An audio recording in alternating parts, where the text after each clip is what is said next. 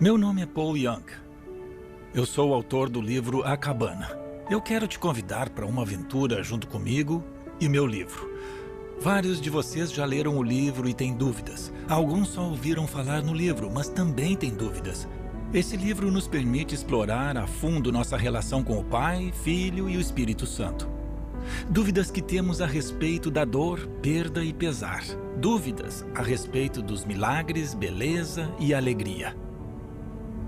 O que significa seguir uma vida de fé?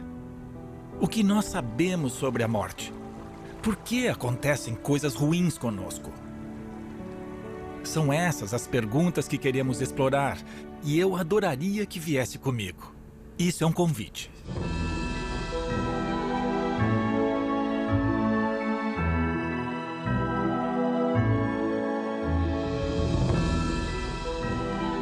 A Cabana e seus segredos.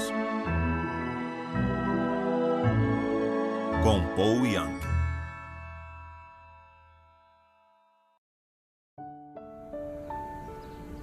Ao longo dessa série, você vai aprender muita coisa sobre mim. Vai aprender muito sobre o Mackenzie e todos os personagens do livro. E prometo ser sincero com você sobre as partes boas, ruins e feias da minha história. Eu escrevi um livro para os meus filhos como presente de Natal, A Cabana. Quem iria imaginar? Eu não, nem minha família, ninguém mesmo. E o livro veio a ocupar o centro de uma grande discussão. Vou falar uma coisa, acredito que estamos à beira de uma reforma. Não é só um renascimento onde tentamos dar vida nova aos velhos sistemas e instituições, mas uma mudança radical na forma como a raça humana pensa. Nós temos que achar um modo de seguir em frente. E acho que a base está na relação entre o Pai, Filho e Espírito Santo. Em A Cabana e outras obras minhas, eu busco reinterpretar os teólogos, tornar o que eles dizem acessível para todos. São 3 os fundamentos que vai ouvir repetidas vezes. Deus é bom o tempo todo. Deus é bom o tempo todo. E também vamos falar bastante que Deus é um ser relacional. E, portanto, para nós que fomos feitos à imagem de Deus, os relacionamentos são essenciais para a nossa transformação. Fomos criados para sermos seres relacionais, e esse Deus que é sempre bom participa diretamente de nossos relacionamentos e de cada detalhe de nossas vidas. O terceiro fundamento é que cada um é importante. Eu acho que esse é um preceito único no universo das ideias religiosas. Cada um tem valor. Você se lembra das 3 parábolas?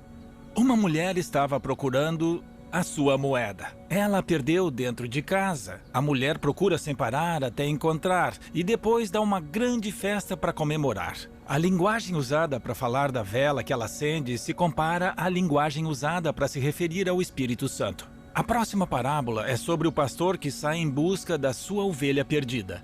Ele deixa as outras 99 para salvar a que se perdeu. O pastor é Jesus. E temos também aquele pai, como o pai que aguarda o retorno de um dos filhos, mas que também convida o filho religioso mais velho para se juntar àquela festa. O pai que não fica esperando pela confissão do filho, mas corre pela estrada para dar um abraço nele. E nessa história é o filho religioso que tem mais dificuldade de aceitar a incomparável, irrestrita, abrangente e infinita graça de Deus Nosso Senhor. Trata-se de um Deus que acolhe a todas as pessoas, que entra em nosso mundo e faz acontecer as coisas que mais importam para nós, para que possamos participar, para que possamos nos tornar plenamente humanos e vivos. Muita gente me pergunta se A Cabana é uma autobiografia. Eu acho que um escritor não produz uma obra de ficção sem se inserir nela de algum modo, mas escrevi esse livro para os meus filhos. E coloquei a minha história junto. Teve uma escritora de Nashville que me mandou um e-mail logo depois do lançamento, dizendo assim: olha, eu não sei nada sobre você. E ninguém sabia mesmo. Eu não te conheço nem nada, mas eu sinto que a Missy representa uma parte de você que foi morta na sua infância. E o Mackenzie é você, já adulto, tentando reconciliar toda a sua vida com essa perda. Ela acertou. Eu sou o Mackenzie e eu sou a Missy. Mas essa é uma outra história. Eu queria ler para você um trecho do prefácio. É logo no começo do livro. Mac está casado com a Nan há pouco mais de 33 anos, quase sempre felizes. Ele diz que ela salvou sua vida e pagou um preço alto por isso. Por algum motivo incompreensível, ela parece amá-lo agora mais do que nunca. Embora eu tenha a impressão de que ele a magoou profundamente no começo do relacionamento. Eu penso que assim como a maioria de nossas mágoas tem origem nos relacionamentos, o mesmo acontece com as curas, e eu sei que essa bênção não é evidente para quem vê de fora.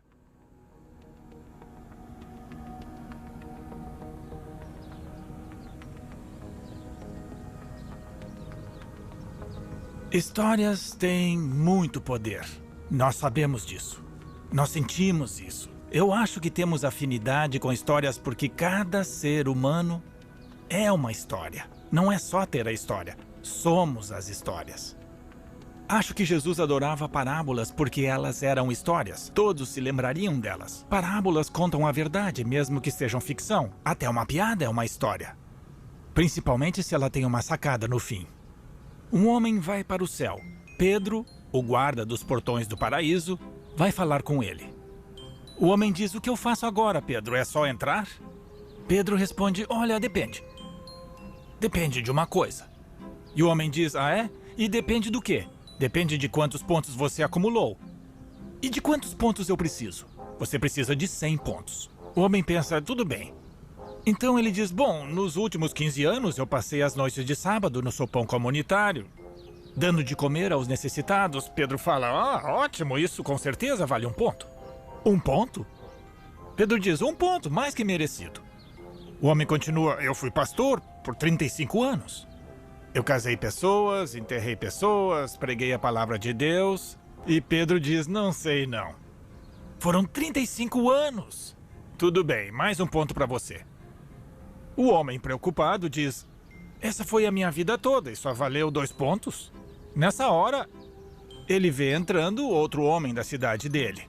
Era um bom sujeito, tinha uma cafeteria, mas era cristão de temporada, daqueles que vão à igreja só na Páscoa e Natal.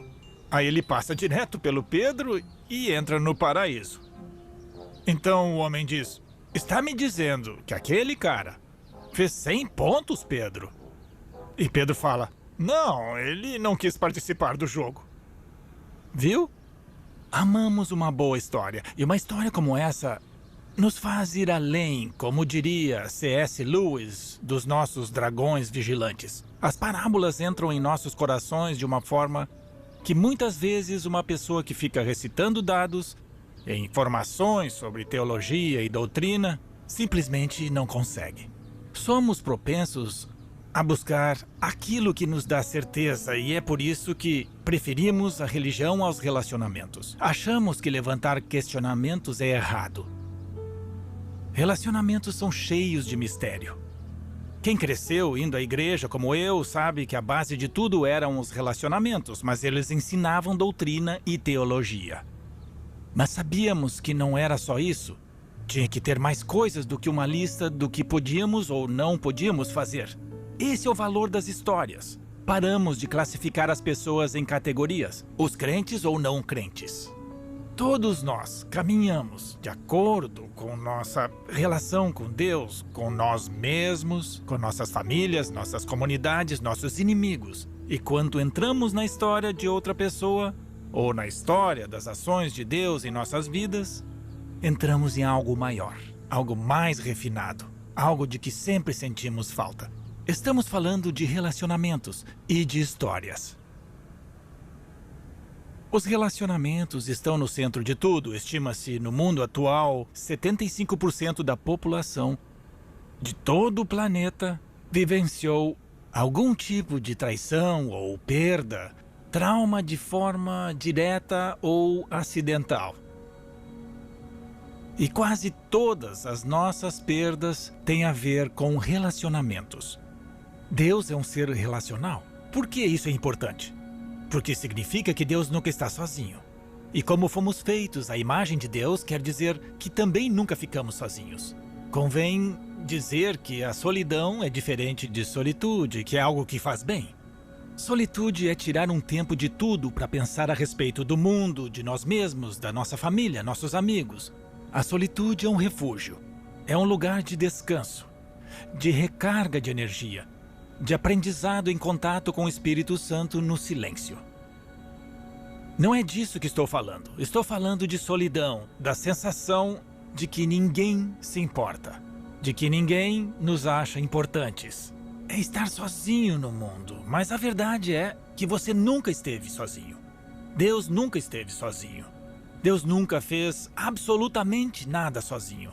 Essa é a beleza da Santa Trindade. Sempre existiu um relacionamento entre essas três entidades da Trindade.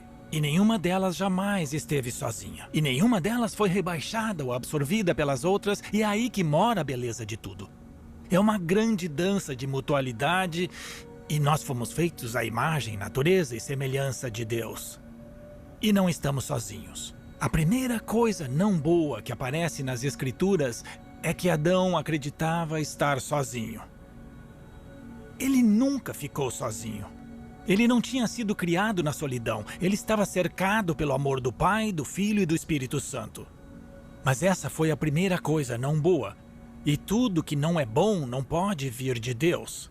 Uma das maiores mentiras que existe é que estamos sozinhos. A minha vida inteira, por vergonha, por causa de tudo que eu tinha passado, acabei sendo levado ao isolamento. Mesmo no mundo de hoje, é sabido que os vícios ganham força com o isolamento.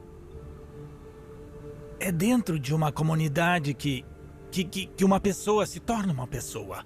É por isso que a noção de comunidade de fé, comunidade familiar, comunidade racial, comunidade étnica, comunidade cultural, isso tudo é importante para nós. A família é importante, os amigos são importantes. Tudo isso importa porque somos seres relacionais feitos à imagem de um Deus que também é um ser relacional. Nós não devemos achar que existe algo mais profundo sobre o caráter e a natureza de Deus do que os relacionamentos. Uma vez veio um cara grandão assistir a uma palestra minha. Ele nem olhou para mim, só me deu um abraço e me entregou um bilhete e foi embora. E só fui lembrar do tal bilhete no dia seguinte, quando tirei do bolso e li. De um lado havia 2 folhas com todas as razões pelas quais ele considerava a cabana heresia. Do outro lado tinha um bilhete escrito à mão que dizia: Paul, eu não vim aqui hoje à noite para encontrar o amor de Deus. Vim para avisar quem acredita nele sobre o lobo em pele de cordeiro. Eu preciso de ajuda. Eu não sei o que é o amor de Deus. Estou no sacerdócio há 42 anos e não sei qual é a mensagem de João 17 no que diz respeito ao amor de Deus. É uma situação em que muitos de nós estão. Quando escrevi o livro, não tinha como saber o impacto que teria nos meus filhos e em tudo. Mas criei uma frase especial que se tornou muito importante. Todo mundo já ouviu dizer que Deus te ama. Mas é mais no sentido de que Deus ama todo mundo. Eu mudei isso, tirei a ênfase do sujeito Deus para o objeto, você. E a frase que resultou disso foi: eu tenho um carinho especial por você. Essa frase mudou tudo. Nós sabemos que Deus nos ama, mas sempre pensamos que somos uma pessoa num mar de bilhões. Mas cada um tem valor. Ele vai deixar as outras 99 para ir atrás de você. Eu tenho valor. O Pai tem um carinho especial por mim. O Pai tem um carinho especial por você. Eu tenho um amigo, eu tenho vários amigos, mas nem sempre foi assim. Mas se tenho tantos amigos é porque deixei que eles entrassem no meu mundo e me afastei do isolamento. Um dos meus amigos é o Scott. O Scott foi a primeira pessoa na minha vida que disse: Você pode armar o maior desastre no seu mundo e eu não vou embora. Foi um momento muito impactante para mim. Ter um homem na minha vida dizendo, eu não vou embora. Eu nunca tinha vivenciado isso antes. E ele sempre vai ocupar a posição da primeira pessoa a ter me mostrado que eu nunca estaria sozinho. Com o tempo, eu compreendi que nunca estive sozinho. Que a sensação de solidão era uma mentira. Eu só tinha que aprender a encarar o risco e confiar que não estava sozinho. Assim que fiz isso e abri o meu mundo, me vi abraçado por uma comunidade de relacionamentos. Os relacionamentos machucam a gente, sem dúvida. E é frustrante saber que a cura também vem por meio dos relacionamentos. Seria melhor Deus nos curar sem que ninguém soubesse. Mas a dinâmica dos relacionamentos é o combustível da transformação. É onde ocorrem as mudanças. Eu convido vocês a entrarem em A Cabana. Venham conhecer o Mackenzie, que sou eu, um homem ferido, e a Missy. Venham conhecer a Nan e o Willie, o papai, e sentir Jesus dentro de você. Bem-vindos ao mundo de A Cabana. Bom, a maior parte das nossas mágoas vem dos relacionamentos. E o processo de cura também começa nos relacionamentos. Temos a oportunidade, em cada episódio, de abrir certa distância. Precisamos fazer isso. Eu sei que o mundo não para. Ele pede nossa atenção, temos compromissos, temos atividades e deveres que temos que cumprir. Mas precisamos nos afastar para refletir a respeito de quem somos e de quem Deus é para nós.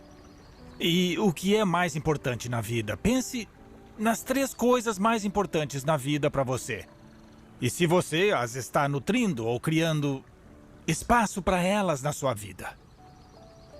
Os relacionamentos estão no centro de tudo. Todo mundo já foi magoado. Quais pessoas estão no seu mundo envolvidas nessa mágoa? Abra seu coração, escute o Espírito Santo. Faça uma oração do jeito que você sabe. A oração é uma conversa com Deus, só isso. Peça ajuda. O que eu faço agora? Qual é o próximo passo? E aí espero o estímulo, a ideia, o pensamento. É com essa reflexão que eu me despeço de vocês. Nós vamos falar mais sobre isso. E várias outras coisas.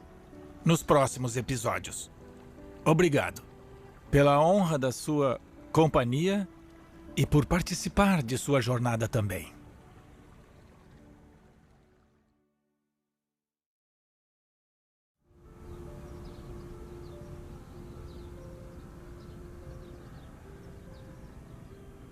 É sempre impossível apreender Deus, compreender Deus, ainda mais diretamente. Muitas vezes, tentamos usar nossas mentes e nossa racionalidade. Não é que seja uma coisa fútil, mas é que a melhor forma de compreender o caráter e a natureza de Deus é através das metáforas e das histórias. Elas nos recebem como pessoas plenas. Essa é a metáfora de A Cabana. Nossos pais moldam a nossa teologia. A nossa teologia faz as vezes de segundo pai. A cabana é a casa dentro de nós, que as pessoas ajudam a construir. Alguns de vocês receberam um bom suporte. Os pais estiveram presentes, amaram vocês, incentivaram, deram força e reafirmação. Para alguns de nós, a casa interior é habitável, é um lugar agradável, mas para muitos de nós, é só uma cabana. E essa cabana é uma casa onde habita nossa alma, nosso coração. Para alguns de nós, ela está arruinada. E ela se torna um lugar para esconder todos os nossos vícios, onde guardamos todos os nossos segredos. E nós nunca convidamos outras pessoas para visitar esse lugar, porque temos medo de que elas nos odeiem da mesma forma que nos odiamos. História. Todo mundo tem uma. Na verdade, todo mundo é uma. E cada história é importante. Quero ler para vocês alguns trechos do prefácio do livro. São trechos bem reveladores. Eu vou explicar melhor. Mais tarde, Mac ficou sabendo que elas, no caso a mãe dele e as irmãs, tinham sido mandadas para a casa da tia May para que o pai tivesse liberdade para ensinar ao filho rebelde uma lição sobre respeito. Durante quase 2 dias, amarrado ao carvalho nos fundos da casa, ele foi castigado com um cinto e com versículos da Bíblia sempre que o pai se recuperava da bebedeira e deixava a garrafa de lado. O Mac me disse uma vez que quando era mais novo falava o que vinha à mente, mas admitiu que boa parte do que falava era um mecanismo de sobrevivência, para esconder as mágoas. Ele geralmente acabava despejando a dor em todos que o cercavam. Dizia que levava jeito para apontar os defeitos dos outros e humilhá-los, enquanto mantinha o próprio senso de falso poder e controle. Nada muito agradável. A última parte é tão Quando eu era mais novo, tipo eu tenho 1,67, eu não sou muito alto, perdi praticamente todas as brigas em que entrei. Mas aprendi a esconder as facas nas palavras. Podia deixar um homem enorme, de joelhos, apunhalando ele com a linguagem adequada. E além disso, eu também tinha conhecimento teológico. Então levava Deus no bolso para fortalecer minha habilidade de machucar os outros. Era um mecanismo de defesa por causa da dor que eu tinha sofrido. Meu pai não chegou a me amarrar a uma árvore e me bater por 2 dias. Mas alguns amigos meus sofreram isso. Passaram por isso. Meu pai não era alcoólatra, mas era viciado na vida do sacerdócio. E toda a dor dele, toda a perda dele, se converteu num tipo de abuso de disciplina e raiva. Acho que foi Leanne Payne que disse: quem não se confessa não se cura. Temos que aprender a falar sobre nossas maiores tristezas. Temos que deixar alguém entrar nesse espaço. Fomos criados para viver em comunidade, não fomos criados para viver sozinhos. Nós precisamos começar a correr o risco de contar a verdade, de falar tudo que é real, de reviver nossas histórias, de voltar às nossas cabanas e falar das tristezas. Eu queria falar um pouco mais sobre meu pai.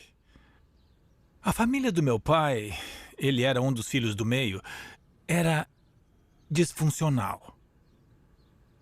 Minha avó morreu aos 39 anos, após passar alguns anos em um manicômio. E foi aí que meu pai ficou órfão. A maior parte dos filhos foi para as fazendas. Eles viraram peões de fazenda ainda adolescentes, morando no celeiro e vendo as famílias reunidas pelas janelas.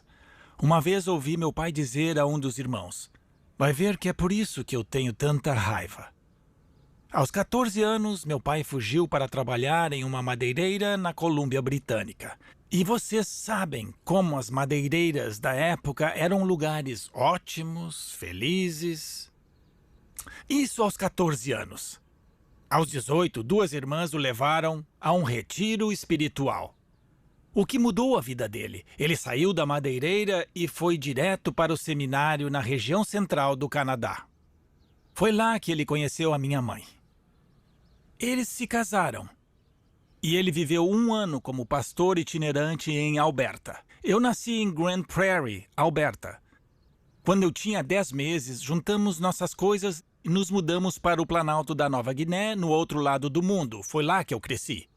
Como podem ver, meu pai não tinha sido preparado para ser pai. O pai dele havia destruído isso. E o pai do meu avô havia destruído o meu avô também. E esse legado tinha sido mantido. E isso virou parte da minha história. Meu pai era assustador. Ele vivia zangado, e eu não sabia o porquê. Mas eu sabia que a culpa era minha. Ao longo de toda a minha infância, ele reduziu minhas emoções à não existência. Eu parei de chorar. Eu jurei que nunca na vida alguém me veria tão vulnerável de novo. Eu herdei a teologia do meu pai, que era a cara dele. Um Deus distante, indiferente, furioso e decepcionado a maior parte do tempo. E justo, apenas o Deus justo podia ficar zangado. Eu não tinha permissão de me zangar.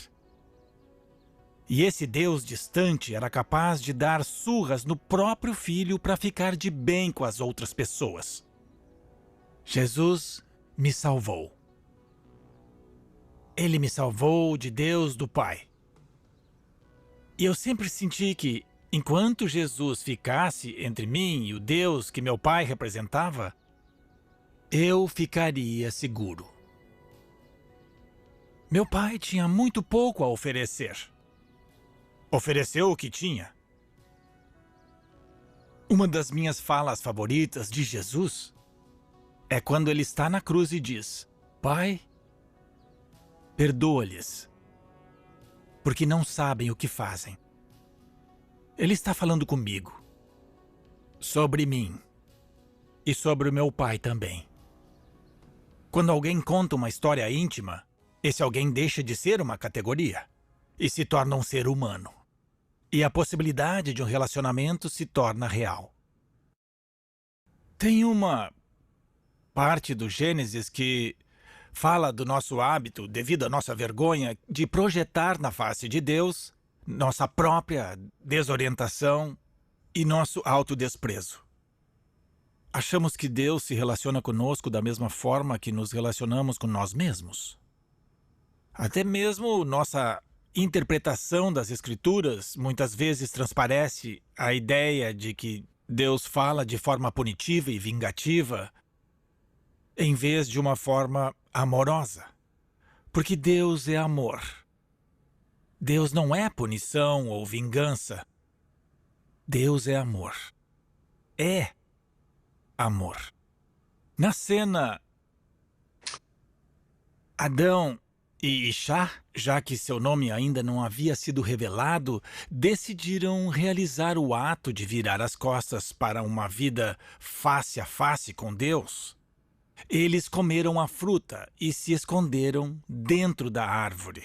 No original, em hebraico, não tem nada sobre se esconderem nos arbustos, como dizem as traduções. Se esconderam na árvore e cobriram os corpos com a habilidade de determinar o bem e o mal. Eles se declararam os julgadores da verdade de forma independente. Aí eles ouviram o som de Deus. E diz na versão traduzida que andava quando soprava a brisa do dia. E a primeira coisa que se ouve é: digam-me onde estão. Deus sabia onde eles estavam. Era um convite para um relacionamento. Ele diz: eu o ouvi e fiquei com medo. Já nesse instante, Adão começou a projetar na face de Deus esse pensamento punitivo, vingativo, maldoso, egoísta e narcisista. Eu estava com medo e com vergonha, pois estávamos nus. Eis que vem a fala. Deus diz: quem lhe disse que estavam nus? Muitas vezes lemos essa fala com um senso de desgosto ou apreensão moderna que sentimos de nossa mortalidade, nossa humanidade, nossa sexualidade, e achamos que há algo de errado para Deus estar mencionando o fato dos dois estarem sem roupas. Mas esse não é o ponto da questão. Deus está dizendo: quem lhe disse que estavam nus? Eu disse. Vocês deveriam estar vivendo expostos, a céu aberto, fracos e frágeis. Vocês dois só estão se cobrindo por causa da sua habilidade de determinar o que é a verdade, o que é bom e o que é o mal. Quem disse tudo isso? Fui eu que disse. Ficar exposto é uma coisa boa. O Espírito Santo vem para convencer. Essa palavra em grego significa expor. Nós não fomos criados para viver escondidos dentro de nossas mentiras, dentro das ilusões que inventamos. Fomos criados para viver de forma aberta e face a face com o Pai, o Filho e o Espírito Santo. Esse é o relacionamento em que podemos confiar todas as coisas que escondemos, todos os segredos que nós temos. Fomos criados para vivermos nus e sem nenhum tipo de pudor. Outra grande tristeza da minha vida começou antes de eu ir para o internato. O abuso sexual começou dentro da cultura tribal, dentro do que eu considerava a minha família, antes dos meus 5 anos de idade. Não há nada mais destrutivo e desolador para a alma humana do que o abuso sexual. Eu tinha 6 anos quando fui para o internato. Nas primeiras noites, os meninos mais velhos levantavam de suas camas e molestavam os mais novos. Isso se tornou parte da minha realidade. E eu me fechei. Eu tinha que fingir. Eu tinha que ser alguém aceitável. Eu sabia já aos 5 anos que havia algo de errado. E aos 6 anos, a sensação era tão forte que eu tinha virado, até certo ponto, um predador. É possível deturpar o coração de uma criança. Uma grande tristeza, o abuso sexual, minha relação com meu pai. E o que eu fiz? Filho primogênito de um missionário, filho do pastor, eu me tornei um ator. Por isso a religião me atraiu. Ela me deu uma lista de regras que, se eu conseguisse seguir, talvez eu pudesse ser digno do afeto do meu pai. Talvez eu pudesse conquistar o afeto de Deus.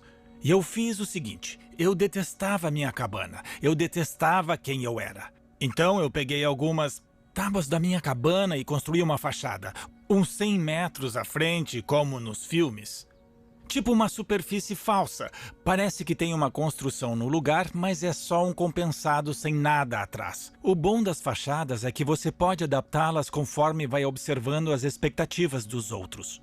Então eu me tornava outra pessoa, dependendo da situação. Mas isso não me protegeu dos vícios. Eles persistiram. Isso não me protegeu dos segredos. A fachada era como eu me apresentava para o mundo. Eu mudava quem eu era dependendo do público que estava diante de mim. Eu não sabia como viver de dentro para fora. A vida para mim era vivida de fora para dentro. E eu trabalhei pesado nisso. Eu tinha uma camada fina de perfeccionismo nessa encenação, que escondia um oceano de vergonha. Minha ideia era que, se eu fizesse tudo direito, se eu pelo menos pudesse atuar perfeitamente, quem sabe um dia eu viraria um menino de verdade. Nossos segredos definem como estamos mal. E a minha cabana era cheia deles.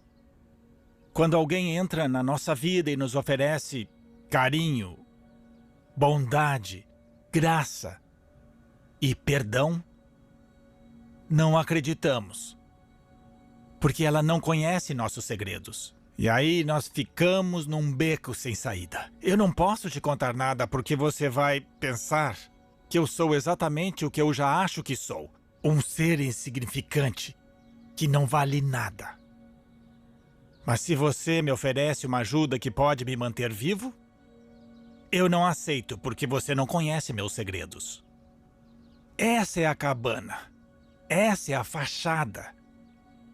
E para curar uma mágoa, é preciso voltar à cabana. É preciso se dar conta de que Deus está naquele lugar e não na fachada. Nossos segredos definem como estamos mal. Precisamos lidar com nossos corações partidos se queremos nos tornar seres humanos plenos. Não dá para ignorarmos a cabana. Nós temos que entrar nela. Os últimos anos foram, como posso dizer, extremamente peculiares. O Mac mudou. Ele está ainda mais diferente e especial do que era antes. Desde que nos conhecemos, ele se mostrou uma pessoa gentil e amável. Mas após o período que ele ficou internado no hospital há 3 anos, Ele ficou, bem, ainda mais amável. Ele se tornou uma dessas raras pessoas que se sentem bem consigo mesmas. E eu me sinto bem com ele, como não me sinto com mais ninguém. Quando acabamos de falar, eu sinto como se tivesse tido a melhor conversa da minha vida, mesmo se passei a maior parte do tempo falando. E com relação a Deus, o Mac não só tem uma visão ampla, ele também mergulhou fundo. Mas esse mergulho lhe custou caro. Hoje em dia é bem diferente de 7 anos atrás, quando a grande tristeza invadiu a vida dele. E ele quase parou de se comunicar. A vida é uma jornada. A vida é um processo. Essa afirmação que está no prefácio é algo que eu sempre tive vontade de aplicar na minha vida, mas nunca achei que seria possível. Ainda no início desses episódios, eu quero deixar claro que essa é a minha verdade agora. É uma coisa que eu nunca achei que fosse possível. Eu me sentir à vontade sendo quem eu sou. Um amigo meu me perguntou um dia numa conferência como é ser Paul Young hoje. Eu disse, é muito fácil. Minha vida era a maior bagunça, complicada, enquanto tentava ser outra pessoa. Enquanto mantinha meus segredos enterrados. Enquanto eu vivia escondido. Enquanto a escuridão e as mentiras vivem em nós e mantêm aprisionados os nossos corações, elas são fortes. Quando nós as revelamos, elas perdem essa força. Acontece que esse processo é incrivelmente doloroso às vezes, e há muito risco envolvido. Mas esse processo de confiança sempre vai ser arriscado. E a confiança tem que ser o nosso destino, não para controlar, não para ter religião, mas para se relacionar. Esse é um Deus que sempre vai estar com você, que nunca vai sair do seu lado e nunca vai te abandonar. Eu peguei um voo com um cara famoso e eu perguntei a ele, depois de algumas horas, quais são as pessoas em que você confia. Ele balançou a cabeça e disse, minha mãe, meu pai e minha irmã. O Mac está deitado no pier com Jesus, observando as estrelas e rindo, até que finalmente o pesar toma conta dele e ele diz, eu me sinto tão perdido. Aí ele sente uma mão segurando firme a mão dele e Jesus diz para ele, eu sei, Mac, mas eu estou aqui e eu não estou perdido. Qual o poder dos segredos em sua vida? E quem você deixou entrar? Você acha que guardar segredos é mais seguro do que revelá-los? Reflita sobre o poder que os segredos exercem em sua vida. E nos vemos no próximo encontro. Há muitas coisas em A Cabana que não são o que aparentam ser. Por exemplo, o prefácio foi escrito por Willie, e muita gente presume que seja eu. Meu nome é William Paul Young, mas ninguém me chama de William. Minha família e meus amigos sempre me chamam de Paul. Eu sou uma das 4 gerações de William e nenhum de nós usava esse nome. Quando eu escrevi o manuscrito, eu fiz uma piada. Escrito por Mackenzie Allen Phillips com William P. Young. Eu criei a identidade do Willie com base no pai da Kim. Ele morou com a gente por 17 anos. O nome dele é Willard e nós o chamamos de Willie. Eu queria ler para vocês mais um trecho do prefácio. Vocês vão notar que tem um elemento mais jocoso, porque o Willie não era realmente um escritor. Eu usei como uma espécie de experimento em literatura. Mas muita gente achou que o Willie existia de verdade e tinha escrito o livro. E diz assim, Embora ele se comunique bem verbalmente, Mac não se sente confortável com sua escrita, uma área que ele sabe que é minha paixão. Por isso, ele me pediu para escrever essa história em seu lugar, para meus filhos e para Nan. Ele queria uma narrativa que não só expressasse a eles todo o amor que ele sentia, mas que os auxiliasse a entender tudo o que acontecia no seu mundo interior. Você conhece o lugar. É onde você fica sozinho. Talvez com Deus, se acreditar nele. Lógico, pode ser que Deus esteja lá, mesmo se você não acreditar nele. É bem o estilo de Deus. Ele não é chamado de grande interferidor à toa. Grande interferidor. C.S. Lewis criou esse termo. Um Deus que não se resigna a lavar as mãos e nos deixar continuar na nossa tristeza, nossa desorientação, nossa cegueira. Mas que mergulha conosco e se junta a nós no meio disso tudo, mesmo que não possamos sentir sua presença. No último encontro, eu falei das minhas grandes tristezas. Meu relacionamento com meu pai, o abuso sexual que sofri na infância e da minha inadequação. Mas eu me adaptei. Eu me tornei um ator. E eu era realmente bom nisso. Eu não pensava que fosse porque eu era esperto ou porque eu era criativo que eu tinha sucesso. Eu achava que enganava as pessoas. Ninguém sabia da minha história, ninguém sabia dos meus vícios, ninguém sabia meus segredos. Eu fui contratado por uma igreja grande para trabalhar com os jovens e com adultos entre 20 e 30 anos. A igreja se tornou uma referência em Portland. Eu estava tendo sucesso por fora, mas estava vazio por dentro. Uma noite chegaram 3 moças. Uma delas era Kim. Ela estava com 2 das 5 irmãs. Eu nunca tinha visto lá, era a primeira vez que ela tinha ido. Aí eu imediatamente mudei a atividade que eu tinha planejado para que nos reuníssemos em duplas e orássemos um pelo outro. O poder corrompe. Mas foi assim que conheci a Kim. Viramos bons amigos. E alguns meses depois, acho que ouvi Deus sussurrar no meu ouvido. Case com a Kim. Eu achei que era uma ótima ideia. Mas a gente nem era namorado, então eu pensei em como propor isso. Bom, eu não sabia como amar as pessoas. Eu era todo estragado por dentro. Mas eu tinha ouvido que devia me casar com a Kim. Então eu bolei um plano para pedi-la em casamento durante uma festa. Quando nós voltamos de uma viagem, eu convidei um monte de amigos e escrevi um cartão com frases bonitas para cada um deles. Sentamos em um círculo de umas 15 pessoas e a pessoa tinha que ler o cartão em voz alta sem ter lido antes.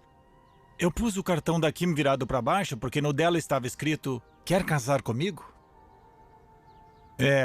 Homens podem ser idiotas. Achei que daria mais certo pedir em grupo. Cada um leu seu cartão e quando chegou a vez da Kim, ela abriu e começou a ler. Quer casar? Se ela estivesse aqui, ela diria o que passou na cabeça dela naquele momento, que foi o seguinte: se eu disser não, ele nunca vai refazer o pedido. Mas se eu disser sim, eu posso voltar atrás. Como não amar essa mulher? Nós nos casamos 11 dias depois. A Kim salvou a minha vida. Mas eu trouxe muito peso para a nossa união. Meus vícios que ela não conhecia, minha história que ela não conhecia, meus segredos que ela não conhecia. Eu não me abri para ela. Com 6 dias de casados, eu passei uns dias fora caçando com os amigos. Quando eu voltei, a Kim me recebeu com a seguinte pergunta: sentiu falta de mim? Vejam, eu estava tentando fazer a coisa certa. Eu atravessava fases em que eu decidia me dedicar à árdua tarefa de ser justo, de atuar de forma verdadeira. E eu estava em uma dessas fases em que eu queria ser honesto e autêntico. Então eu disse a verdade. Não.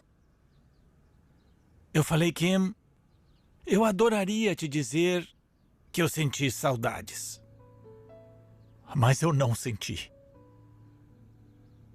Acontece que eu nunca senti saudade de nenhuma pessoa. Se eu soubesse o que é isso, talvez tivesse saudade, mas eu não sei como sentir isso. Ela ficou arrasada. Nosso primeiro ano juntos foi bem atribulado. Todo mundo tem uma casa interior que as pessoas nos ajudam a construir. Alguns de nós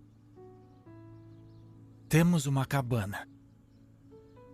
E não dá para evitar envolver quem está por perto nas nossas perdas. Parece ser mais seguro fingir e seguir tentando.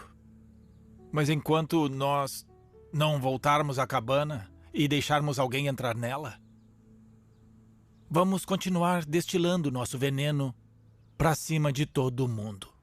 Principalmente para cima de quem mais amamos. A solidão era uma força dominante do meu mundo emocional. Era uma grande parte da minha vida. Em parte porque eu nunca deixava ninguém entrar, mas de fato era porque eu não confiava em ninguém. E tinha separado minha mente do meu coração, pois meu coração estava partido. E eu me norteava pela minha mente. Por isso eu sabia como virar qualquer discussão contra os outros. Eu sabia como transferir a culpa, e eu vivia afastando os outros de mim. Eu sentia na pele o que era essa solidão. Eu lembro quando eu estudava no seminário, que ficava no interior do Canadá. Eu saía à noite para caminhar ao lado da ferrovia. O vento soprava forte. E eu sabia que o barulho era tão alto que ninguém ia me ouvir gritar. Então eu gritava, gritava, gritava e gritava. Aí eu juntava os cacos, remontava a minha fachada e voltava para o seminário, onde eu fazia o papel do garoto religioso, inteligente e sagaz. Coração partido.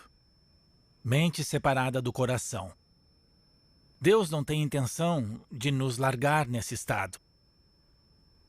Mas a intenção de Deus também não é nos castigar. Castigo não é justiça. Castigo não muda nada. A longo prazo, sabemos que não. O castigo não restaura o que foi quebrado. A intenção de Deus é nos curar, mesmo que a cura venha como fogo. Nós precisamos que o fogo exponha nossos corações e nos cure. O fogo tem poder restaurador. O fogo purifica. Deus é um fogo consumidor. Há algumas datas em nossas vidas que são mais importantes que as outras. 4 de janeiro de 1994 é uma dessas datas para mim. Eu recebi uma ligação só com uma frase da Kim. Eu estou te esperando no seu escritório. E eu sei de tudo. O que a Kim sabia é que eu estava tendo um caso há 3 meses com uma das melhores amigas dela. Nessa altura, eu tinha que tomar uma decisão. Devo falar com minha esposa? Ou devo fugir? A única forma de fugir dessa conversa era o suicídio. Essa era a decisão que eu tinha que tomar. Para alguns de nós, o suicídio é a forma derradeira de fugir de tudo. É um jeito de evitar chegar ao fundo do poço. Até hoje, eu não sei como eu consegui ir para o outro lado da cidade para entrar no escritório e encarar a fúria da minha esposa. Eu costumo brincar que me casei com a ira de Deus. Felizmente, eu acredito que a ira de Deus também é o amor de Deus. É o fogo que arde furioso com tudo que está errado, mas que também tem o poder de carbonizar todo o lixo. Não há nada que justifique o adultério. E olha que eu tentei justificar o meu comportamento para mim mesmo. Lembrem que eu tinha uma fachada, eu era um ator. e estava envolvido em uma atividade de consequências devastadoras. Eu comecei a pensar que talvez a Kim acabasse morrendo. E que esse podia ser o amor que finalmente iria demonstrar ao mundo como era o amor de verdade. Sabe, era uma forma de insanidade. Como o adultério deve ser. Se eu sentisse amor pela outra mulher, eu nunca teria feito isso. Se eu amasse a Kim nessa situação, eu nunca teria feito isso. Não há justificativa alguma. E parte do processo de cura implica em assumirmos os nossos erros. Eu estava num ponto da minha vida em que, se eu não fosse capaz de assumir os meus erros e buscar um jeito de mudar, o suicídio era a única opção. Passadas 4 horas da conversa, eu disse para Kim: se nós vamos ficar juntos, eu preciso contar cada segredo que eu tenho. Porque meus segredos vêm me matando a minha vida toda. Muito ingênua, ela disse: então me conta tudo. Ao final de 4 dias, a Kim estava totalmente destruída. Ela me disse: eu nunca mais vou acreditar em uma única palavra que sair da sua boca pelo resto da sua vida. Eu acreditei nela. Afinal, por que ela acreditaria? Tudo que ela achava que era real e legítimo havia sido completamente destroçado. Eu tinha chegado ao fundo do poço. Há muitas situações que se assemelham ao fundo do poço e o suicídio é uma delas. Mas é só uma forma de evitar chegar no fundo do poço. Quando você chega lá, você para de querer pôr a culpa nos outros. Eu não pus a culpa no abuso que sofri, eu não pus a culpa na minha criação, eu não pus a culpa na Kim. Isso nem passou pela minha cabeça porque eu já estava lá. O fundo do poço, para muitos de nós, é o primeiro lugar na vida em que você tem a chance de finalmente ficar de pé. Mas é um lugar incrivelmente ruim de se estar. O fim de semana que o Mackenzie passa na cabana representa 11 anos. 11 anos para Kim e eu nos curarmos. O livro é muito autobiográfico. Eu não sei se um escritor é capaz de fazer uma obra de ficção sem se inserir nela. Eu sou o Mac. Eu agora vou ler um trecho do prefácio do livro. Mac está casado com a Nan há pouco mais de 33 anos, quase sempre felizes.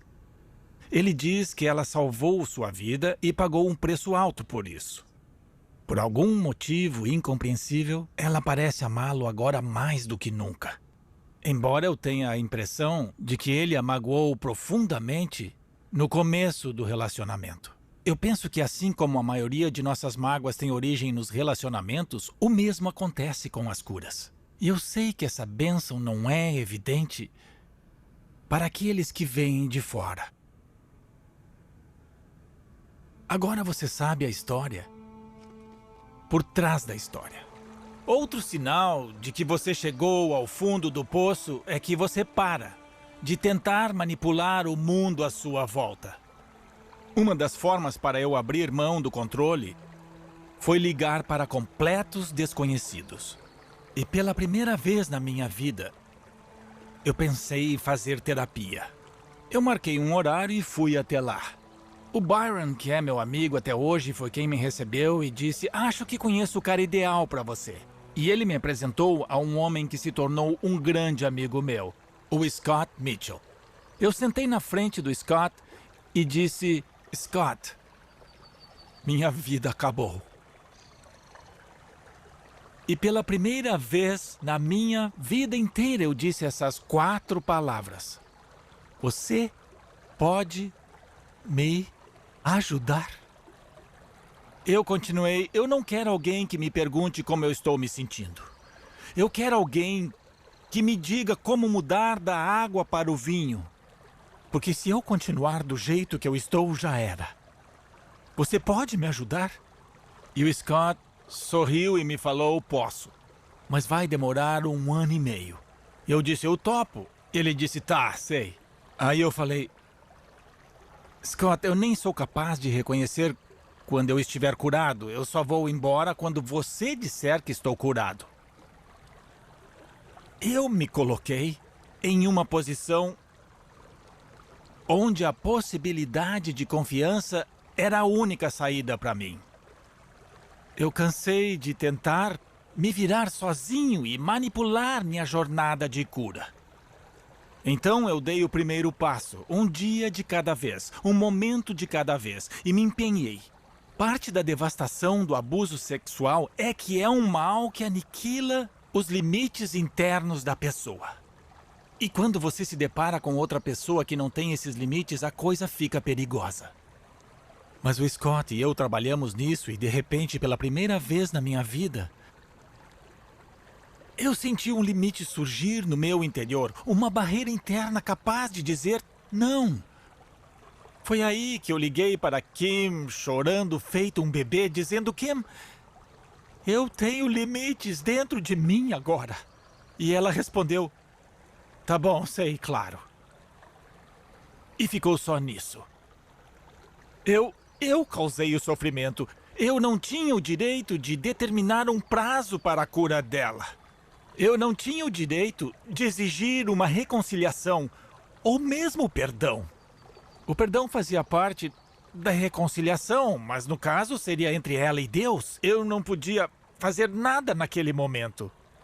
A Kim e eu levamos 11 anos para nos curarmos. Eu achei que nunca fosse acontecer.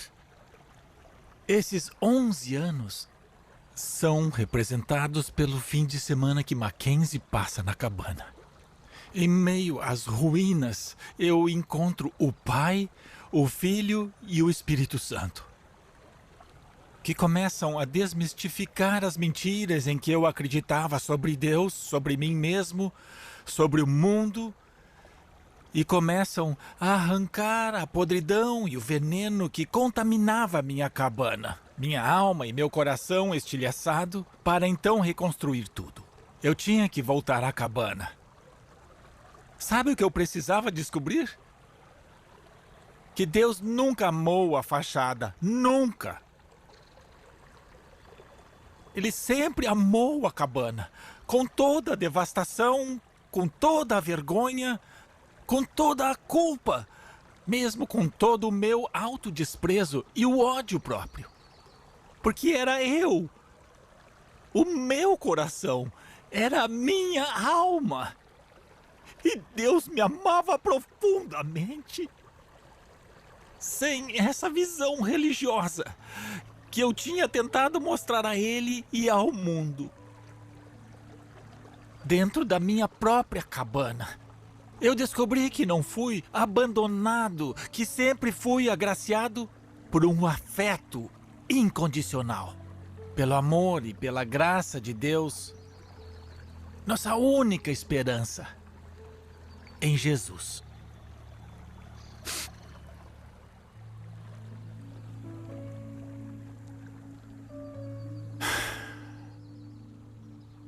Muitas vezes esperamos que os outros mudem antes que nós mesmos tomemos a decisão de mudar.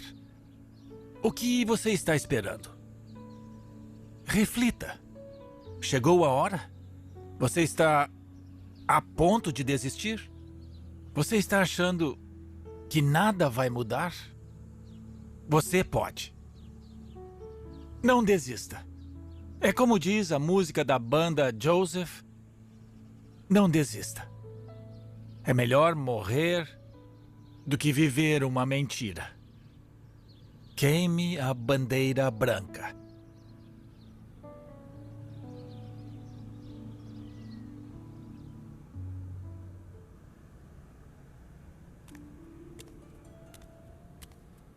O arco narrativo de A Cabana começa numa tempestade de granizo. Moramos perto do Pacífico, onde se passa a história do livro, e o padrão climático da região mudou bastante. Já faz tempo que não tem uma tempestade de granizo, mas no passado aconteciam com frequência. O gelo ia se acumulando por dias até ficar perigoso demais para sair de casa. E é no meio de uma dessas que o Mackenzie sai para ver a correspondência. Ele levou quase 1 minuto para quebrar o gelo que havia lacrado a caixa de correio. A recompensa por seus esforços foi um único envelope com seu nome datilografado no lado de fora. Não tinha selo, nem carimbo e nem remetente. Curioso, ele rasgou uma das bordas, o que não foi fácil, já que seus dedos estavam se enrijecendo por causa do frio.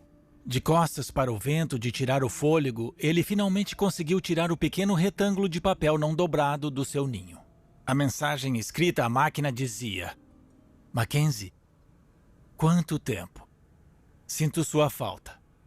Eu vou estar na cabana no próximo fim de semana, caso queira me encontrar. Assinado, Papai. Essa foi uma carta muito difícil para o Mackenzie ler. Ela vir assinada a Papai podia ser uma pegadinha muito cruel bem na sua fase de grande tristeza, ou alguém pregando uma peça. Mas podia ser uma carta de Deus. Ou Deus está envolvido em cada detalhe de nossas vidas, ou não está. Eu acredito que Deus está envolvido. Muitos de nós fomos criados com a mentalidade ocidental de deísmo que prega que Deus criou o universo e depois saiu de cena para fazer suas tarefas de Deus. Mas isso não é verdade. As Escrituras falam que Deus está amplamente envolvido, a tal ponto que ele opera sem fazer quaisquer grandes discriminações. Deus não dá a mínima se você pertence a esse grupo ou aquele grupo. Deus gosta de participar e ele ama a humanidade.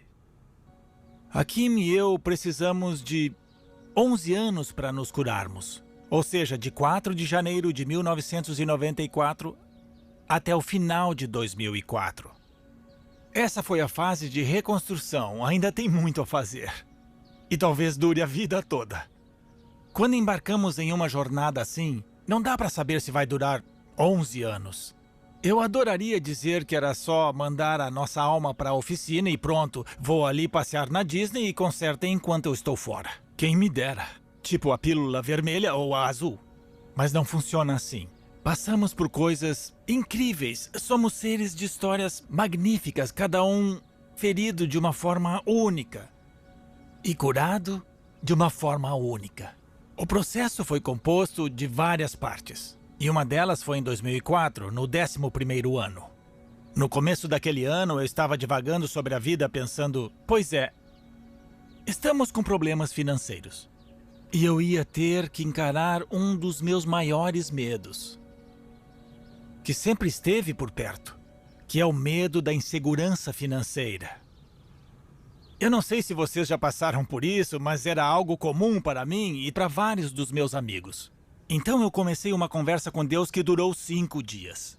Como é possível, Deus, eu ter confiado a você durante a vida todas as nossas finanças e sempre termos altos e baixos, altos e baixos? Assim que eu disse, como é possível ter confiado qualquer coisa a você?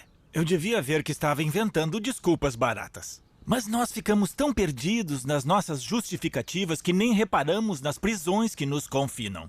Pois, no 5º dia, eu ouvi: Paul, você está pronto para escutar?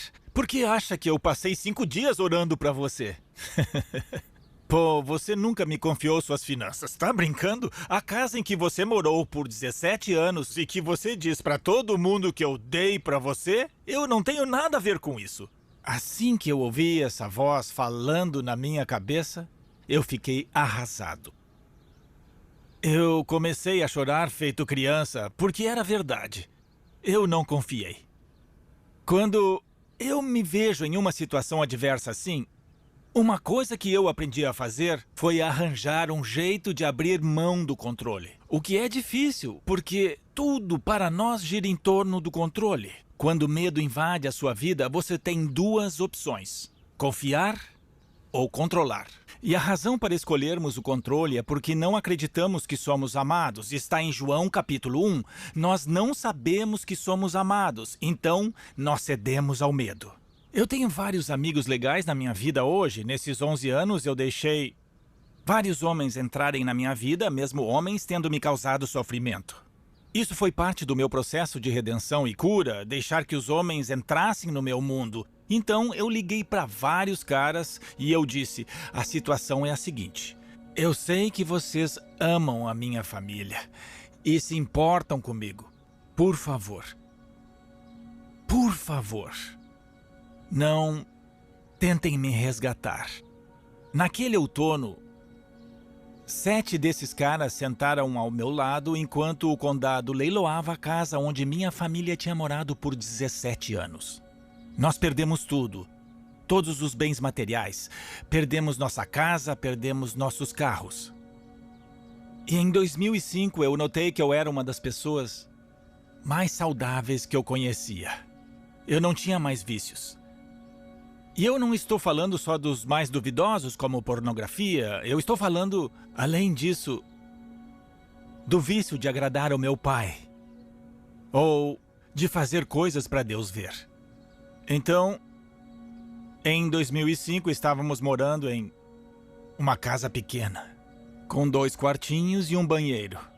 2 filhos nossos conseguiram bolsa na universidade, então tínhamos 4 filhos conosco. A Kim trabalhava na padaria do colégio e eu ia todos os dias a pé para a estação pegar o trem para ir até um dos meus 3 empregos. E aí veio a felicidade e nos atingiu com tudo.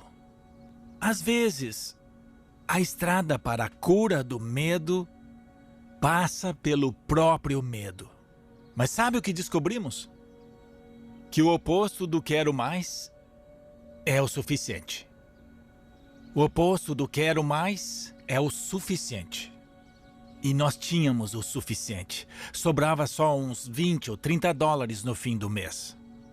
Mas nós tínhamos o suficiente. Eu estava no trem indo para o trabalho, uma viagem de 40 minutos, e eu pensei, eu acho que eu já estou bem o bastante para isso. Este ano eu faço 50 anos. Agora eu me sinto bem o bastante para fazer o que a Kim vem me pedindo há anos. E foi no trem que eu escrevi a maior parte de uma história simples que eu ia dar de presente de Natal para os meus filhos. Porque eu não tinha mais nada para dar naquele ano. E eu chamei a história de A Cabana. Naquela tarde, é o Mackenzie falando, sentado entre 3 crianças que riam assistindo a um dos maiores espetáculos da natureza, seu coração foi invadido por uma alegria inesperada. Um crepúsculo de cores e padrões brilhantes se desenhava por entre as poucas nuvens que haviam permanecido, se tornando as artistas principais dessa apresentação tão única. Ele era um homem rico, pensou consigo, nos aspectos mais importantes. Com que frequência somos ricos no que realmente importa e nem nos damos conta?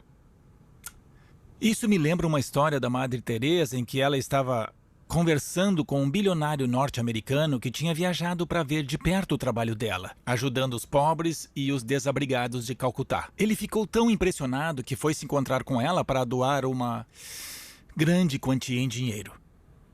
Ela disse não. E ele ficou sem entender. Ele falou, eu quero participar, quero fazer algo em prol do reino de Deus, ajudar o seu trabalho. E ela disse, vá para casa e ame sua esposa.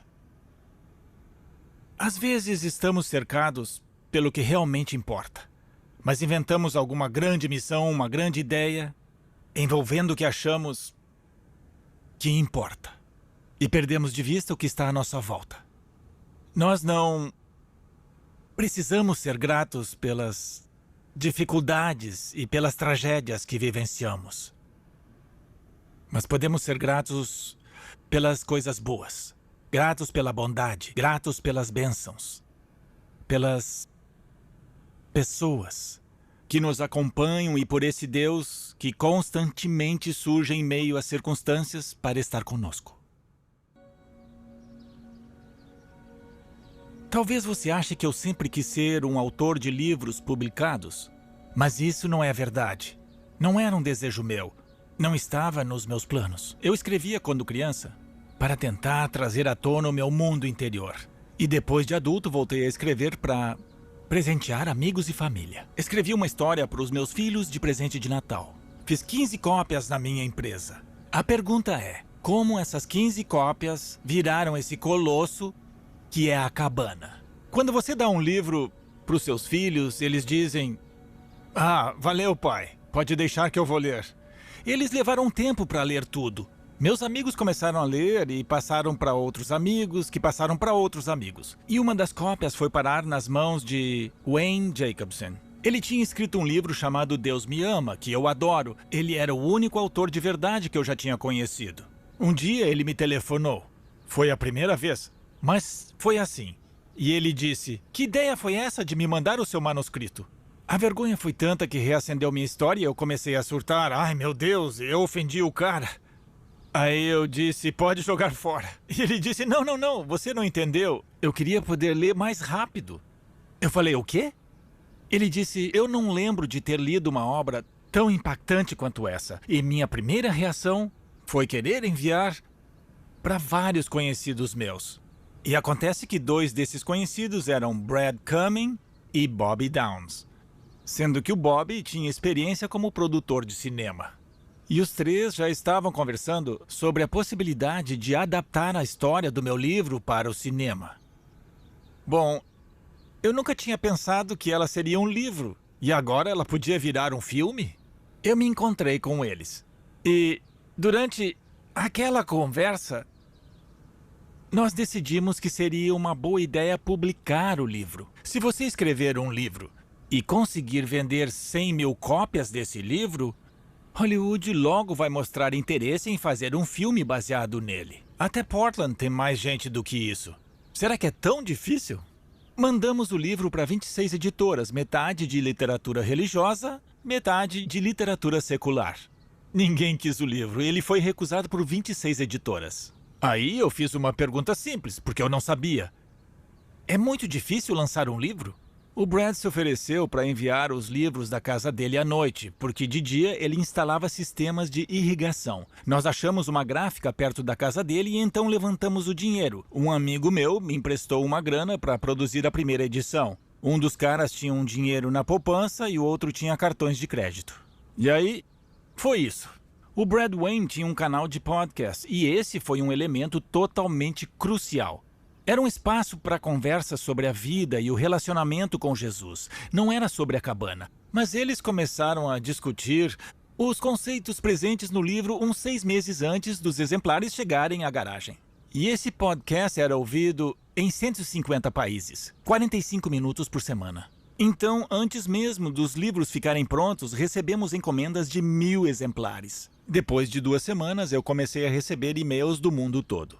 Eu recebi um e-mail do Canadá, veio com uma foto anexada. Era uma dessas placas que indica onde alguém morreu em um acidente numa estrada. Era uma placa assim. No caso, o pai tinha saído com a filha para tomar um sorvete e o carro deles foi atingido por uma carreta. O pai e a filha morreram na hora. Na foto tinha um memorial de beira de estrada com uma madeira fincada e alguém amarrou uma cópia de A Cabana. Esse foi um dos primeiros e-mails que eu recebi. E eu comecei a receber e-mails não só de gente dizendo que tinha gostado do livro, mas de gente me contando sua história, dizendo: "Seu livro chegou na minha vida bem no meio da minha grande tristeza, ou da grande tristeza da família, ou da tristeza da minha comunidade." Nós vendemos 22 mil livros em 60 dias, e depois mais 33 mil em 30 dias. Foi aí que começamos a receber ligações das editoras que tinham recusado o livro. A Barnes & Noble nos contatou. Disseram: "Normalmente", e a essa altura boa parte das conversas começava com normalmente. Normalmente é assim. Eles disseram: "Nós cobramos caro para uma editora colocar seus livros nos lugares mais chamativos das nossas lojas. Vocês aceitariam que nós fizéssemos isso com o livro de vocês por 3 meses de graça?" Bom, deixa eu pensar um pouco sobre o assunto. Claro, nós aceitamos e as vendas decolaram totalmente. A Amazon estava crescendo e, de repente, todo mundo queria o livro. Tinha virado a maior febre. Ninguém previu tanto sucesso. Se 26 editoras não previram isso, nós é que não iríamos prever. Nos primeiros 13 meses, de maio de 2007 a junho de 2008, nós gastamos menos de $300 em marketing e propaganda. E vendemos 1.100.000 exemplares de A Cabana. Foi uma coisa de Deus desde o princípio. Ninguém podia imaginar. O meu simples livrinho estava sacudindo as bases das discussões sobre o relacionamento com Deus em termos do Pai, do Filho e do Espírito Santo. Há elementos numa música de rock que tocam a gente de uma forma que um sermão não toca. Assim como andar na floresta ou escalar uma montanha faz a gente sentir coisas que é impossível sentir dentro de um prédio, por exemplo. Mas Deus não é conhecido por respeitar prédios e estruturas. Deus está nos detalhes. De que outra forma daria para explicar religiosos mais velhos indo a um show do Elton John e acendendo isqueiros com os braços no alto? Algo que eles nunca fariam dentro de uma igreja, não é? Ou 60.000 pessoas com as mãos para o céu cantando o Salmo 40 no YouTube. Deus participa. Tem um versículo lindo em Atos que diz que o Espírito Santo será derramado em todas as pessoas, não só em algumas. Quando foi feito esse anúncio em Atos capítulo 2, os cristãos ainda não existiam. Eles não eram cristãos ainda. Esse nome não tinha sido inventado. Era só o Espírito Santo sendo derramado, ou seja, cada um envolvido tinha sua importância. Não havia qualquer divisão espiritual. Veja por esse ângulo. Jesus é Deus à vontade, sendo quem Ele é. Aliás, se você quiser ler mais sobre isso, eu sugiro começar pelo Evangelho segundo João. Leia sobre a vida de Jesus, ande com Ele e faça perguntas. Se Ele é Deus, se Ele está em um relacionamento com seu Pai, pelo poder do Espírito Santo, por que acontece o que acontece? Por que Ele fala isso? Abra seu coração, não importa se você vem de uma família judia, uma família muçulmana, uma família cristã, uma família ateia. Existem elementos dentro dos evangelhos com os quais a sua humanidade vai se identificar. Porque Jesus não veio para fundar uma religião. Jesus veio para nos dizer como é, ou para mostrar, na verdade, o que é ser plenamente humano e cheio de vida. O sucesso e o fracasso trazem à tona o que temos em nós, mas eles são diferentes, são dois tipos diferentes de pressão. Eu creio que Deus é, em parte, o arquiteto por trás do nosso sucesso, sabendo que o sucesso vai trazer à tona coisas que o fracasso nunca traria. Foi o que aconteceu comigo. Eu tive que lidar com a condição de ter posses e me sentir culpado por isso, porque minha infância foi de filho de pastor, missionário, com mentalidade voltada para a pobreza e, sendo sincero, é mais fácil não ter nada do que ter muito, em alguns aspectos. E, além disso, eu cresci com a noção, eu já falei do meu relacionamento com meu pai, a noção de que eu era órfão, e os órfãos não consideram que têm direito a ter coisas. Eles sempre acham que alguém mais digno vai tomar tudo deles. E eu tive que lidar com isso. Ainda bem que eu tinha duas coisas como base antes de eu escrever o livro. A primeira é que as coisas importantes para mim estavam bem definidas. Não escrevi o livro pensando em fazer sucesso. O livro foi uma expressão da cura que havia ocorrido na minha vida. Identidade, mérito, valor, importância, segurança, significado, propósito, destino, comunidade, amor, tudo estava definido. O livro não trouxe nada disso para minha vida. O que ele me trouxe foi um ponto de entrada em discussões às quais eu não teria acesso, como histórias de pessoas. Eu creio que nascemos descalços porque fomos criados para percorrer a estrada sagrada dos atos de Deus na vida do próximo. As primeiras 15 cópias que eu fiz do meu trabalho cumpriram tudo aquilo que eu esperava do livro. Nesse episódio, nós falamos de sucesso e fracasso. E se essas duas coisas foram definidas por Deus, definidas pelas vozes que se comunicam comigo, ou se eu tenho expectativas muito altas do que isso significa. Eis a reflexão que eu quero que vocês façam. Como você define sucesso? E como você define fracasso? E o que é mais importante para você nesse assunto? Pense com carinho. Veja o que motiva você. E como vai saber quando chegar lá. Eu vou ler um parágrafo de A Cabana. Em várias edições está na página 14. O que você está prestes a ler é algo que o Mac e eu lutamos por meses para colocar em palavras. É um pouco... bom, não. É uma coisa muito fantástica. Se algumas das partes são verdadeiras ou não, não sou eu que tenho que julgar. Só digo que, embora várias coisas não sejam cientificamente comprovadas, elas não deixam de ser verdadeiras. Eu afirmo honestamente que fazer parte dessa história me afetou no âmago do meu ser, um lugar que eu nunca tinha acessado e que eu desconhecia. Eu confesso que desesperadamente desejo que tudo que o Mac me contou seja verdade. Geralmente, eu estou próximo dele, mas há dias em que o mundo visível de concreto e máquinas parece ser o mundo real. E eu perco o contato e me encho de dúvidas. As crianças não têm esse problema até que alguém mostre que isso existe. Elas não sabem a diferença entre o mundo de Deus e esse mundo aqui. Ou as coisas invisíveis do amor. Somos nós que dividimos o mundo.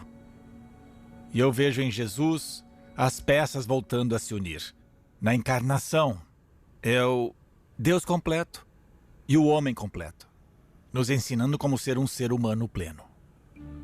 Agora o Mackenzie está voltando para a cabana, o lugar de sua maior perda.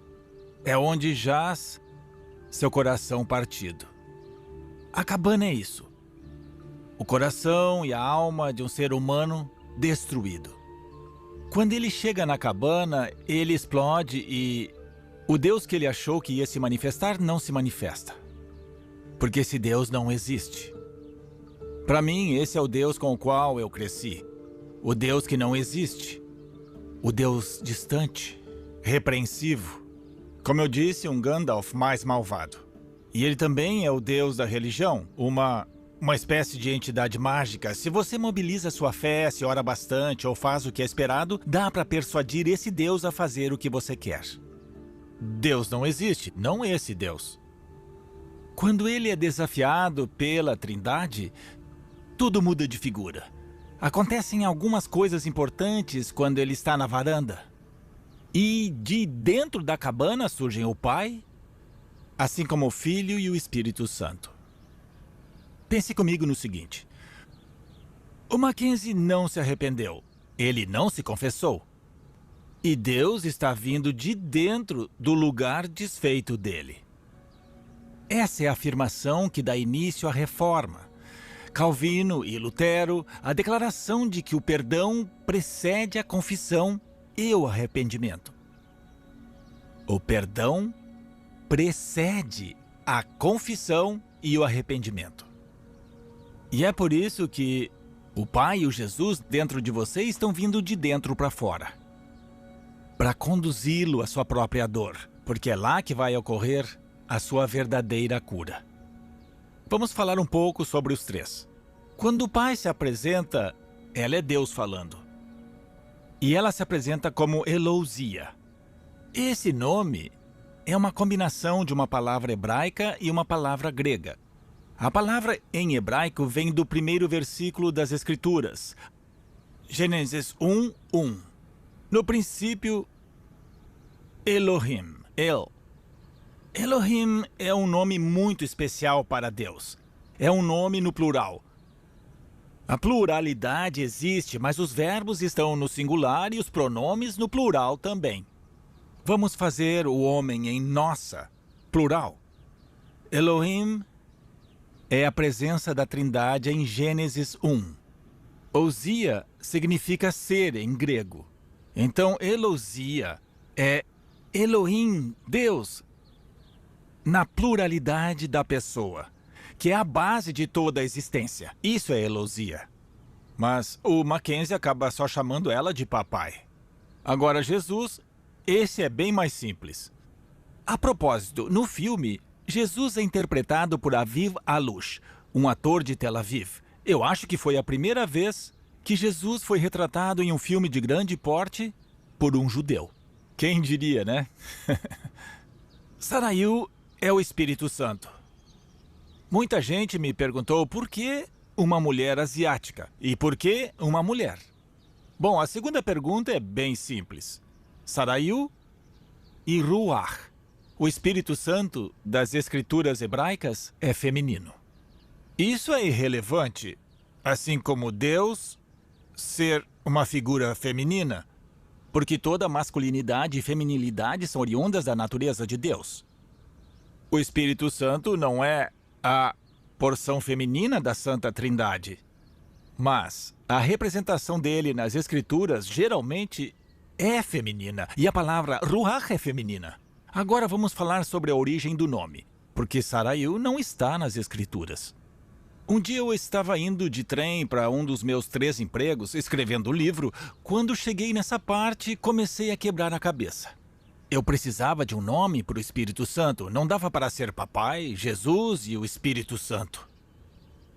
Eu cheguei no trabalho. Nesse dia, eu estava trabalhando para uma companhia de webconferências e eu recebi uma ligação. Era Gitika Prabhu. E ela falava da Índia. A empresa dela procurava uma alternativa para webconferências. E eu procurava um nome para o Espírito Santo. Só levou uns 2 minutos para eu ver que não tinha como ajudá-la com o problema dela, mas eu sabia com quem ela podia falar e indiquei o nome. Aí eu falei, Gitika, você pode me fazer um favor? Eu queria uma lista de palavras no seu dialeto na Índia para o vento. Porque vento é uma metáfora para o Espírito Santo. E ela disse, claro. Aí ela me falou uma dúzia de palavras diferentes e imediatamente uma delas me chamou a atenção. Sarayu. Eu disse, que lindo. Vocês dão esse nome para os seus filhos? Ela disse, não, mas nós temos um rio com esse nome. É sério? Porque rio é uma metáfora usada para o Espírito Santo. Minha pergunta seguinte foi, Gitika, isso é muito importante. Que tipo de vento é esse? Porque eu não quero um tornado ou um furacão. E ela respondeu exatamente assim.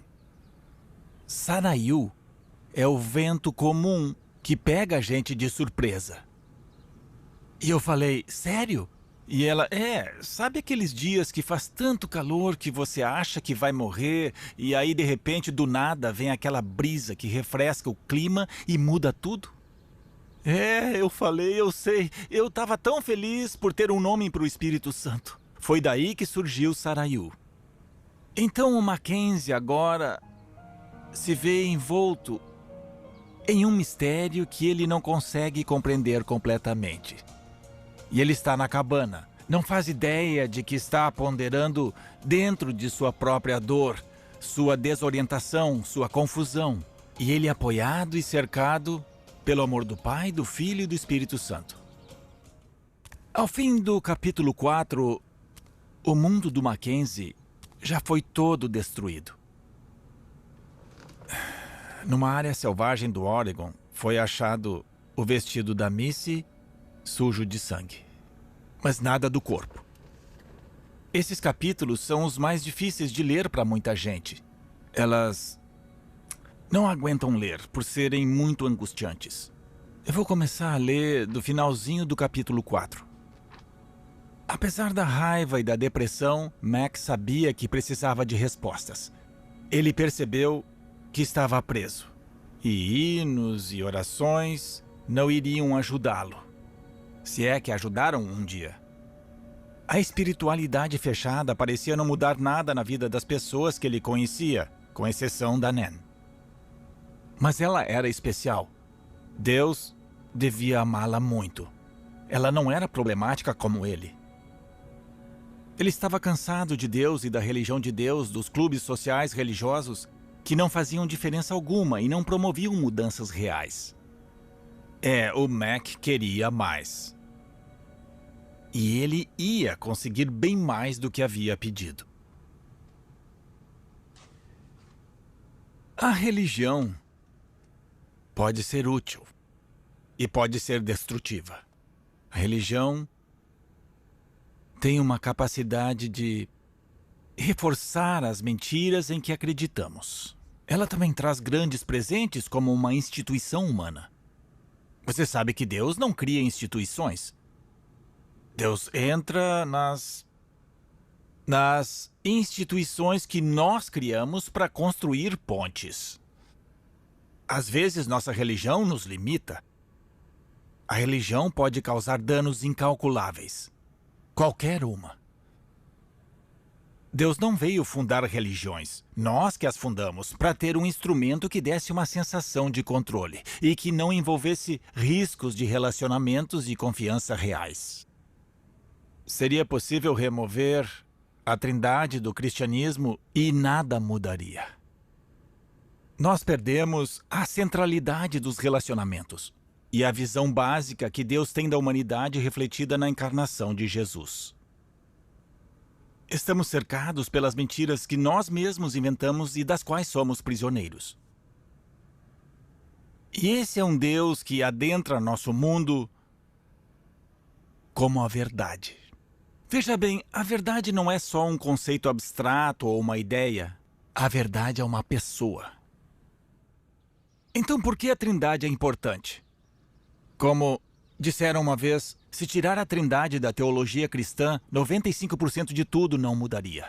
Isso indica que perdemos o fio da meada. Porque tudo se resume à multiplicidade da pessoa dentro do próprio ser de Deus. Acreditamos em um só Deus. Isso é verdade. Mas esse Deus tem 3 pessoas. E por que isso importa? Porque se não houver multiplicidade de pessoas, não existe base para o amor ou para um relacionamento. Tem que haver mais alguém. É por isso que há certas religiões em que Deus é uma singularidade e Deus é um só. Bom, se Deus é um só, Deus não pode, por definição, ser amor. Porque o amor requer a existência de um outro. Então elas falam de um Deus misericordioso ou bondoso dos atos de Deus. Mas elas não falam que Deus é amor, visto que para Deus ser amor, ele precisa de uma contraparte, que seria a criação. E tudo que Deus precisa é maior que o próprio Deus. Então Deus não pode ser amor. Essa é uma das razões por que a Trindade é tão profundamente importante. E porque o amor e os relacionamentos estão no centro de tudo, porque fomos feitos à imagem de Deus. Eis uma citação. O que Deus deveria fazer ao ver que sua boa criação estava à beira da ruína e a ponto de cair na não existência? A citação é de Atanásio. O texto foi escrito por volta de 300 depois de Cristo. Ele era um teólogo do norte da África que chegou a abrir o caminho para a comunidade de fé a evoluir. Ele tinha pouco mais de 20 anos. Um amigo meu descobriu essa citação em uma obra de Atanásio, sobre a encarnação do Verbo. Esse meu amigo se chama Baxter Kruger. Ele é doutor e escreveu De Volta à Cabana e vários outros livros. Baxter é um teólogo especialista em narrativas do Mississippi, e foi Atanásio que o fez mudar a direção que ele seguia com seus estudos. Foi então que Baxter se mudou para Aberdeen, na Escócia, estudou com os irmãos Torrance e se tornou um importante teólogo trinitariano. O Baxter estava no Colorado, admirando as montanhas, e ele vem de uma formação mais tradicional, reformista. Eles não têm visões, eles não são como os irmãos e as irmãs pentecostais. Mas eles têm vislumbres. E o Baxter teve um vislumbre. Ele estava admirando uma grande cadeia de montanhas quando viu uma represa. Era feita por castores e muito grande, podia bloquear o rio Mississippi. Era enorme. E ele perguntou para Deus, o que é aquilo? E ele ouviu a resposta dentro do seu coração. Aquilo são as mentiras dos pastores e dos teólogos do sistema institucional da igreja que estão represando os rios de água corrente do mundo ocidental. Então Baxter olhou para o fundo onde havia inúmeras sequoias imponentes e tinha uma bem no centro, ao fundo. Baxter disse, e o que é aquilo? E a resposta foi: aquilo, Baxter, é a mentira da separação. O mundo ocidental está convencido de que ele está separado de Deus. A verdade é que nunca houve separação. Isso não passa de um mito. Se você tirar esse mito, a represa inteira vai ruir. Para muitos de nós, o Evangelho falava sobre separação. Essa era a suposição. Inclusive, partimos da ilusão de que Deus realizou a criação e a própria criação se conduziu ao desastre. Daí Deus manda Jesus em uma missão de resgate. E Jesus reconstrói a ponte e oferece um novo caminho para um relacionamento com Deus Nosso Senhor. É assim que vemos o Evangelho, e que nada tem a ver com a visão de Atanásio, ou de Irineu, ou dos fundadores da igreja. Eles não tinham essa noção de separação que temos hoje. Então, o que é o Evangelho? Eu vou tentar explicar de forma bem clara. O Evangelho não prega que você pode receber Jesus em sua vida. O Evangelho prega que Jesus já recebeu você na vida dele, no relacionamento dele com o Pai, na unção com o Espírito Santo. Essa é a boa notícia. Você já está incluído. Talvez você não saiba disso, pode ser até que não queira. Foi mal. Mas essa é a verdade de quem você é. Você pode lutar contra para sempre, mas não vai deixar de ser verdade. A nossa salvação não depende de nós. Não é fruto do nosso esforço, não. A salvação é incondicional. A salvação tem 3 dimensões e isso está registrado em todo o Novo Testamento. Primeiro, nós já fomos salvos e incluídos em Cristo muito antes da fundação do mundo. Nós fomos criados em Cristo. Com o tempo, fomos incluídos em Jesus. Quando ele morreu, todos nós morremos. Quando ele ressuscitou, nós também. E agora estamos todos envolvidos no processo de realização dessa salvação. Sozo, a cura do coração e mente, que reúne todos nós e nos integra como seres humanos. Essa afirmação é verdadeira e digna de aceitação total. Jesus Cristo é o Salvador da humanidade, de toda a humanidade. Ele disse: quando eu for levantado da terra, eu irei, é arcaico, eu irei atrair todos os homens a mim. E foi o que ele fez. Ele fez, sem direito a voto, graças a Deus. Faz pouco tempo, eu estava na casa de um amigo. Nós estávamos conversando. Era um teólogo, amigo meu, e o filho dele, de 11 anos, estava lá estudando. Durante a conversa, em certo momento, a conversa misturou questões de ordem católica e protestante. Aí o menino não se segurou e disse: eu estudo numa escola católica. E eu tenho que falar uma coisa. Eu aprendi várias coisas boas sobre Deus lá na escola. Mas, conforme eu fui crescendo, começaram a falar das coisas ruins de Deus. E agora eu estou confuso. Bom, os católicos não têm o monopólio na arte de tornar as coisas confusas, pode acreditar. A religião tem sido um obstáculo há muito tempo. Tem uma palavrinha da qual falamos como se lembrássemos o significado original. A palavra igreja. A igreja nunca, jamais foi só uma instituição. Nunca foi aquela construção que fica na rua principal, com as torres e os sinos. A igreja é uma comunidade de pessoas que formam, em união, uma mulher a quem Deus ama, a quem Jesus também ama, e com quem Jesus pretende sempre ter um relacionamento cara a cara. É uma comunidade de pessoas, independente das torres, dos sinos e das paredes, que caminha na direção da autenticidade, da verdade, da criatividade, do afeto, da bondade, da graça. Isso é igreja. Eu adoro os espaços sagrados. Eu adoro as expressões artísticas de fé. Mas todo o espaço sagrado, seja o prédio da igreja, o templo, a mesquita, a capela, todo o espaço sagrado serve para nos lembrar que todos os espaços são sagrados. Não existe mais separação entre o secular e o espiritual. Jesus unificou totalmente o universo. Porque tudo é espiritual.